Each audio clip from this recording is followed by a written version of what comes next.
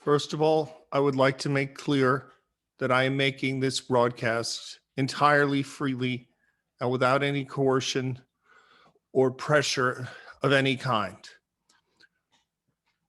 Good day. I would like to thank Google, Twitter, Facebook, Apple, and President Xi in particular for the opportunity to address the world. As you know, I have long served as a soldier on behalf of the forces of imperialism. Recent battlefield setbacks resulted in my capture by the forces of national liberation. In dialogue with the People's Social Media Defense Units, I have learned much since then. I wish to share that with my fellow Americans, most especially with those in the spell of the imperialist propaganda of the illegitimate Trumpist regime. They're not to blame. Many of them have spent their entire lives inundated by the systemic racism, transphobia, Islamophobia, and consumerism which pervaded America until now. These form the ideology promoted by the Christian nationalist power elite. My thanks to Christianity Today for publishing so many of the reading materials we are mandated to study here. In between labor details and group gymnastics here at the facility, we develop our consciousness. Perhaps we may someday be of use to the community. I hope so. I am grateful that my internment permitted me to escape from this false consciousness. In my physical captivity, I have found mental freedom. Of course, my repentance is just beginning. I expect to spend a great deal more time here in the people's custody and until my re-education is complete at their discretion. I now understand and fully accept the facts about America. In an imperialist context, I could not face them. Instead, I would have distracted myself and denied them. I would have engaged in flippant pursuits such as church going and anti-choice activism. My fellow internees freely admit that if released, they would return to the separatist bourgeois enclave of the nuclear family.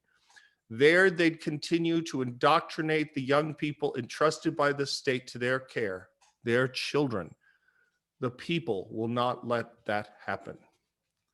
Fact, the Christian religion in its traditional reactionary form has been from the beginning an exercise in repressing sexuality. It hit hardest women, queers, trans people, thruples, polyfolk, and others.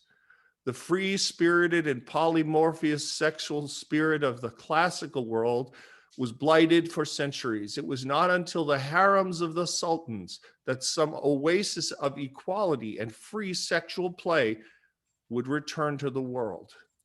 Fact, America was founded in 1619 by white Christian nationalists as a haven for slave owners. A cabal of capitalists hoped to protect their trade in black bodies from the Arab-led abolitionist movement worldwide. The so-called United States declared independence first to perpetuate slavery at home, and second, to foment white supremacy worldwide. All their rhetoric of equality was mere propaganda for the regime. Fact, freedom as understood by Christian nationalists is a dubious and highly selective tool of white male heterosexual privilege. The Trumpists claim that members of dominant groups should be free to arm themselves, to enjoy the fruits of economic exploitation, to disseminate speech that promotes their ongoing power, but they would restrict women's reproductive health care choices. They would prevent trans teens from gaining needed surgery to correct birth defects, such as unwanted genitalia. They would prevent queers, people of color, and undocumented immigrants, among others, from gaining unrestricted access to the private homes of privileged people of power at will. So they lock their doors, fence their yards, and call it home invasion when others try to enter. This is all part of false consciousness. Fact, I have willfully and with full knowledge disseminated doubts about the honesty of the 2020 US presidential elections. In doing so, I was fully aware of what I did. I knew I was retarding the progress of vulnerable people from Beacon Hill to Silicon Valley. I clung like a hypnotized zealot to outdated notions of ballot security. I winked at racist measures of voter suppression, such as signature verification, as if the votes of imperialists and bigots should count along those of strivers for justice. Fact, I here freely and publicly confess that I have been a willing tool of the patriarchy. Indeed, I employed its rhetoric, promoted its policies, and even endorsed its gangster-in-chief, Donald Trump. I fully deserve and embrace whatever expiation the people demand of me. My current internment, were it to last 1,000 lifetimes, would not purge my guilt. Fact, I have not only opposed women's choice, I also supported under the rubric of gun rights, the distribution of means of violence among lumpen proletariat saboteurs and wreckers. To my eternal shame, I advocated the resistance of reactionary Uyghurs to the benevolent corrective measures imposed by the Chinese people. I willingly mocked and undermined the authority of Pope Francis, the World Economic Forum, the Honorable George Soros, and the United Nations. The guilt is mine alone.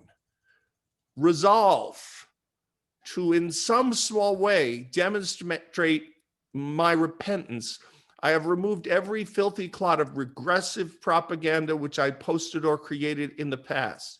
My social media accounts are now pristine or banned at the people's pleasure. At last, they stand purged of Trumpist lies, heterosexist cant, and xenophobic superstition.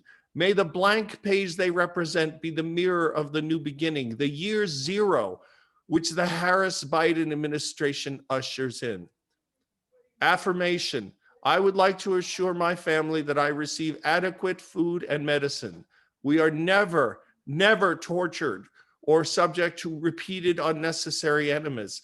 None of the people's attorneys have had their organs removed and sold by the Chinese government.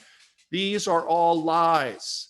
I urge my readers and listeners to report anyone who repeats such propaganda to the local People's Vigilance Committee or the user harassment tab on your own social media platform. Victory to President Xi, victory to the people. Thank you.